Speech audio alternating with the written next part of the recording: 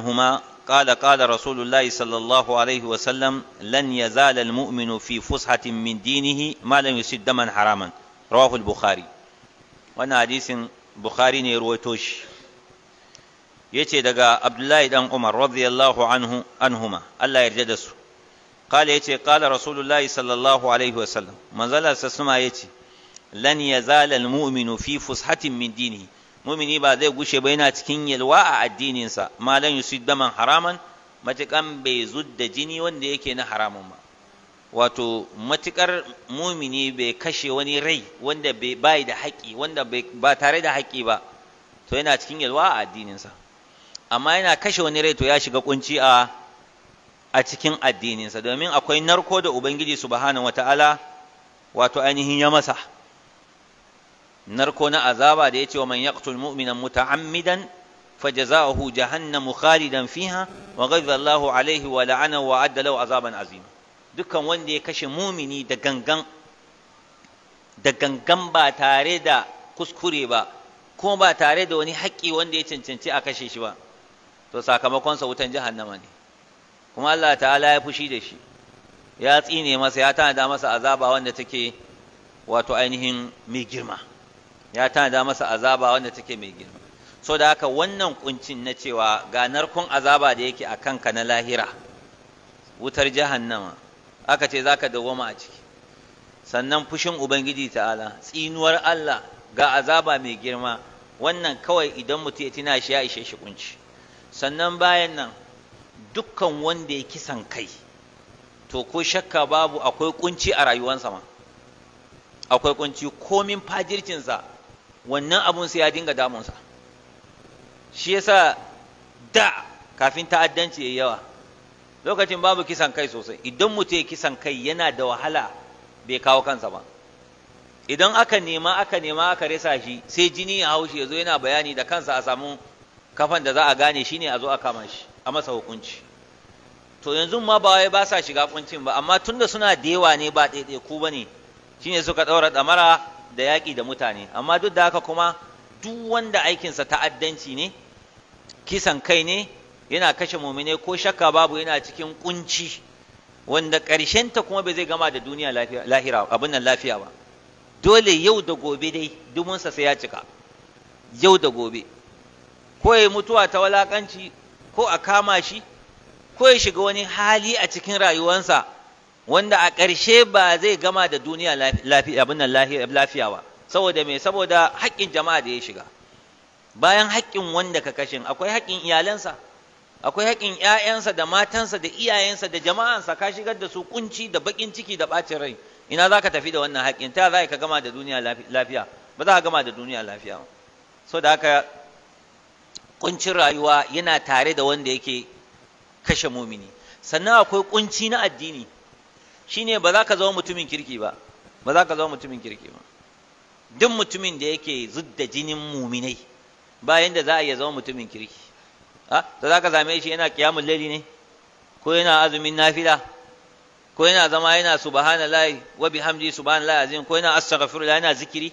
Allah bai zai bashi wannan daman ba, domin zunubai idan suka maka yawa bautan Allah ma ba za ka iya yi ba.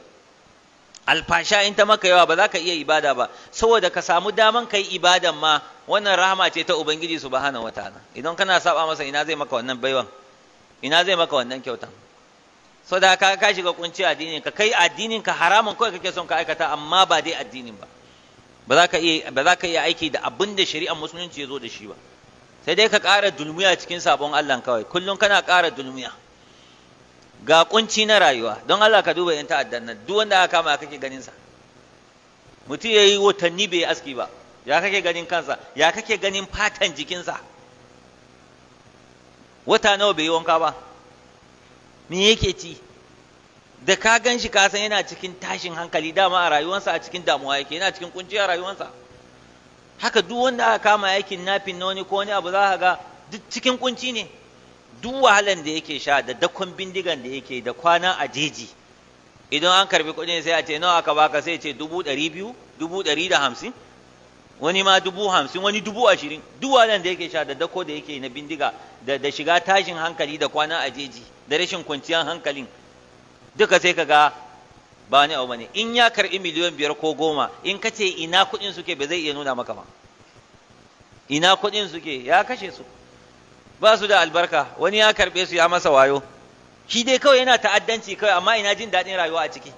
Yanzu wanda yake cikin gari ba da 30,000 ya fi shi jin daɗin rayuwarsa. Zai kwanta ya bacci a cikin gida, a cikin ɗaki ya kulle, ya ɗauko mayafinsa ya yafa, ya yi wankansa da soso da sabulu, ya shafa mai, ya wanke rigansa ya sa ya fita, ya samu ɗan abincinsa mai kyau ya ci. Shi kuma ba wancan, a cikin wahala yake, a cikin tashin hankali. Saboda haka dukkan wanda yake kashe bayin Allah yana cikin kunci a addininsa, yana cikin kunci a rayuwarsa kuma haka zai kare a ƙarshe, kuma babu albarka. Haka rayuwar za ta kare saboda alhakin mutane da yake kansa. Yanzu wannan sana'a ne da mutum zai ɗauke tare ya dinga cewa wai sana'a yake yi, wai sana'a ne kowa da hanyar cin abincinsa. Kashe al'umma da kwace musu dukiya a ce su ne hanyar cin abincinka? Ka yi asara duniya da lahira.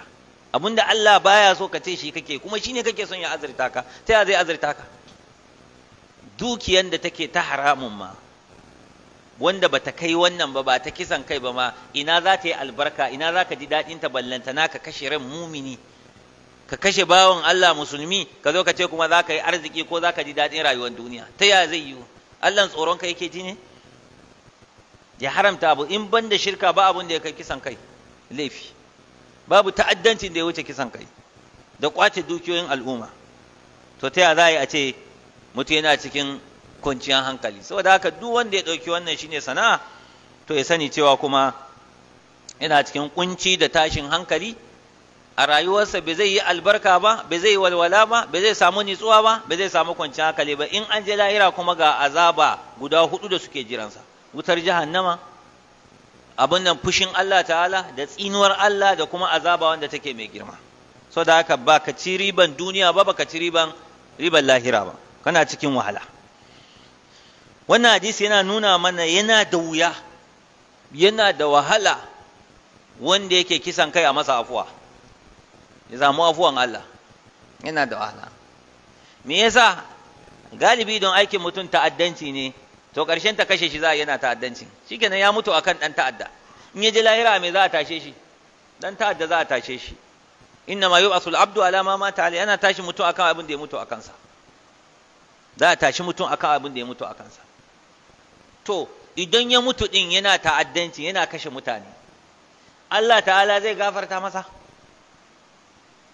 Zai shiga cikin mashi'ar Allah, wa yaghfiru ma duna zalika liman yasha'u? Allah yana gafarta in ba masa shirka ba ga wanda ya ga dama. Wasu suka ce shi kan har abada ba za a gafarta masa ba.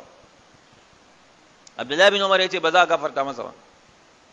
To ai dama wanda Allah ya ga dama ya ce ko? To ne wayannan yan ta'addan, Abdullahi bin Umar yana gani Allah bai zai ga daman gafarta musu ba. Saboda me? Saboda waccar ayan, wanda ya kashe mumini da gangan sakamakon sa wutar jahannama khalidan fiya, zai dawama a ciki.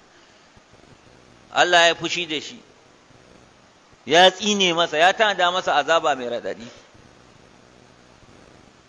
So kaga ko da akwai yiwuwan Allah ya gafarta masa din, amma yana da wuya, don yanda Allah ta'ala ya jijjiro irin ukuba da zai masa, yana da wuya ya yafe masa. Amma ramar Allah tana da akwai wani ya yafe wa wani kuma, don da aka ce wa yaghfiru ma duna zalika liman yasha, abin da bai kai shirka ba Allah yana yafewa in ya ga dama. Ai ba cewa aka duka zai gafarta musu ba, in ya ga dama. Kaga mutum yana cikin mashi'ar Allah kenan. Allah ya ga dama ya gafarta masa, in bai ga dama ba ya azabtar da shi. To zai iya shiga cikin ganin damar Allah din.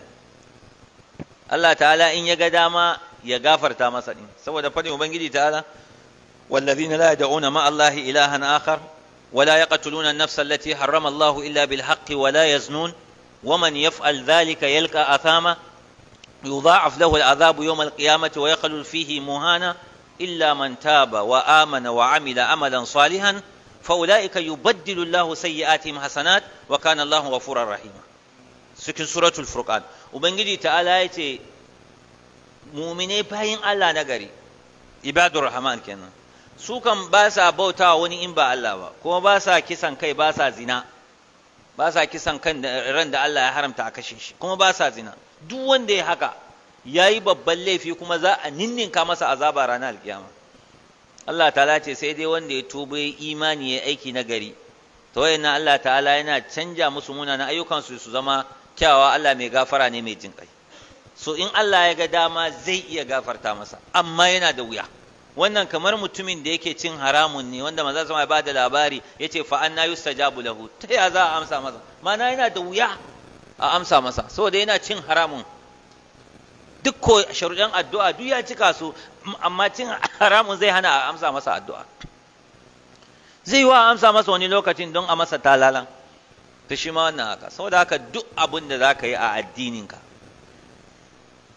duk abin da za ka yi na wani abun kirki, na alheri, na wani ibada da sauransu, da zaran kana kashe muminai to ka samu matsala a wannan babin. Za ka shiga cikin kunci. Allah ta'ala ba zai baka daman kai ayyukan da za ka je ka shiga aljanna ba, saboda kana yin abun da baya so, kana kashe muminai ba tare da haƙƙi ba. So ubangiji subhanahu wata'ala yana gafarta wanda ya ga daman ya gafarta masa. Ibn al-Arabi amanan wannan hadisi yace al-fushatu fi dini sa'atul amali salihah. Yace kunci a addini shine yalwan ayyuka na gari. Duk wanda abin nan yalwa a addini yalwa a addini shine yalwan ayyuka na gari. Da aka ce in mutum bai kashe mumini ba zai zama yana da yalwa a addinin sa, ma'ana za a same shi mutumin kirki, yana sallah, yana azumi, yana sadaka, yana dukkan ayyukan da ake na alkhairi, taimakon bayan Allah da zikiri da sauransu, saboda bai zudda jinin da Allah ta'ala ya haramta ba. Amma yana zudda wannan jinin ba zai samu daman yin wa'annan ayyukan ba. Kaga ya shiga kunci a addinin sa kenan. Yana kisan kai shikenan ya shiga wato ainihin kunci. In dai ya kashe ran da Allah ta'ala bai ba da umarnin a kashe shi ba. Manzon sa yana cewa la yahillu damu mri'in muslimin illa bi ida thalathin: an-nafsu bin asayyibu dhani, wan-nafsu bin nafsi, wa tariku li dinihi al-mufariqu lil jama'a. Ba halata mutum ya zudda jinin dan uwansa musulmi sai ta hanyoyi guda uku, ko ba halata a zudda jinin musulmi sai ta hanyoyi guda uku. Idan mutum yayi zina dama kuma ya taba aure, wannan za a jefe shi, kaga hukuma ne take wannan aiki, a masa hukunci a jefe shi har ya mutu. Ko wanda ya kisan kai shi ma a kashe shi, ko wanda ya ride bar addininsa a kashe shi. Wayannan abubuwa guda uku ana kashe mutum da su da haƙƙi ne. Amma in ba haka ba to in ka kashe wani kuma ka kashe shi ba tare da haƙƙi ba, kuma ubangiji ta'ala zai kama ka da wannan. Sannan manzo sama ya faɗi narko da yawa akan abin da ya shafi kisan kai. Yace la tarji'u ba'di kuffaran yadribu ba'dukum riqaba ba'd. Kar ku dawo kafurai bayana, shashin ku na dukan wuyan shashi. Mun fassara wannan hadisi. Ma'ana aikin kafurai ne kashe juna, musulmi ba a san su da kashe juna ba. In sun dawo suna kashe juna sun zama kamar kafurai. Wani hadisi yace zawalud dunya kulliha ahwanu ala Allah min qatl rajulin muslim. Duniyan nan ta gushe gaba ɗaya fi sauki wajen Allah akan kashe ran mumini, wato ainihin guda ɗaya. Akan kashe ran mumini guda ɗaya. Saboda haka ran mumini abu ne mai tsada, kashe shi kuma yana shigar da mutum cikin kunci na addini da rayuwa da kuma kuncin lahira. Abdullahi bin Umar yana gaya wanda ya kashe rai da gangan yace tazawwan min al-ma'il baridi fa innaka la tadkhulul janna. Yace kai guzurin ruwa mai sanyi a nan duniya ka sha, amma a lahira ba za ka sha ba, ba za ka shiga aljanna ba, ba za ka shiga aljanna ba. To idan muka lura musulunci ya haramta a kashe dabbobi ma, dabba ma fa in dai ba mai cutar da kai ba a yadda ka kashe ta ba.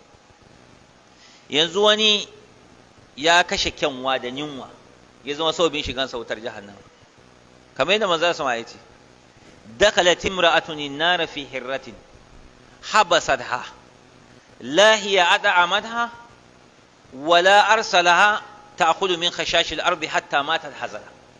Wani mutum, wata mata ta shiga wutar jahannama saboda kyanwa da ta tsare ta, la hiya ad'amanha, bata ciyar da ita ba, wala arsalatha ta'khudhu min khashash al-ard, bata sake ta ci daga kwarin ƙasa ba har ta mutu saboda yunwa ita kyanwan. Wannan matan ta shiga wutar jahannama. Saboda haka ka kashe kyanwa ka shiga wutar jahannama. Ina ga wanda ya kashe mutum, ina ga wanda ya kashe mutum, ina ga wanda ya kashe musulmi, ina ga wanda ya kashe bawan Allah mutumin kirki, ila yana sallah yana la ilaha illallah, ina ga wanda ya kashe shi ya kwace masa dukiya, shi kuma ina zai shiga? Tunda wanda ya kashe dabba, kyanwa dai, ya shiga wutar jahannama. Dabbobi ba a yadda ka kashe su ba, sai dai dabban da take kashe mutum, take cutar da mutum, to ina ga kuma mutane? Bare mumini dan uwanka, ba gaira ba dalili, babu wata hujja, ka zo ka dira masa ka kashe shi, yana harkokinsa, bai damu da kai ba, bai tsokane ka ba, yana ɗan neman abincinsa ko yana karatunsa ko yana ibadansa a wurin ibadansa, sannan ka zo ka dira masa ka kashe shi, me za ka je ka gaya wa Ubangiji subhanahu wa ta'ala? Saboda haka dukkan wanda ya ɗauki wannan shine sana'a, to ya sani kuma cewa yana siya wa kansa wutar jahannama ne. Shi dai wanda ka kashe, muna fata Allah ta'ala zai karɓi shahadansa, domin hadisi ya inganta, man qatala duna dinihi fa huwa shahidun wa man qutila duna dinihi fa huwa shahidun wa man qutila duna nafsihi fa huwa shahidun wa man qutila duna malihi fa huwa shahidun wa man qutila duna irdihi wa huwa shahidun. Duk wanda aka kashe shi saboda kare addininsa ya yi shahada, wanda aka kashe shi don kare ransa ya yi shahada, wanda aka kashe shi saboda kare dukiyansa ya yi shahada, wanda aka kashe don kare mutuncinsa shine iyalansa, ka zo za ka yi barna da iyalansa, ko za ka kashe su, ko za ka yi fyaɗe ko wani abu, ka kashe shi, to shi ma ya yi shahada. Kaga wanda kake kashe wannan su kam kana musu gata ne. Shi yasa an je lahira za a kawo wanda ya kisan kan, a ɗauko wanda aka kashe, sai ya ce Ubangiji ta'ala, ya rabbi salhu lima qatalani, ya Allah ka tambaye shi me yasa ya kashe ni. Baka da hujja wajen Allah ta'ala. So da haka idan ka kashe shi ma ka yi masa gata ne, kai ne wanda kai asara, kai ne kai asara, kai da ka kashe shi.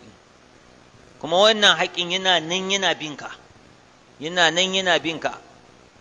So da haka ba za ka gama da duniya abin nan lafiya ba. Duk wanda ya ɗau sana'a kashe mutane da ƙwace dukiyansu ba zai gama da duniya lafiya ba. Ubangiji ta ya kare mu da karewa.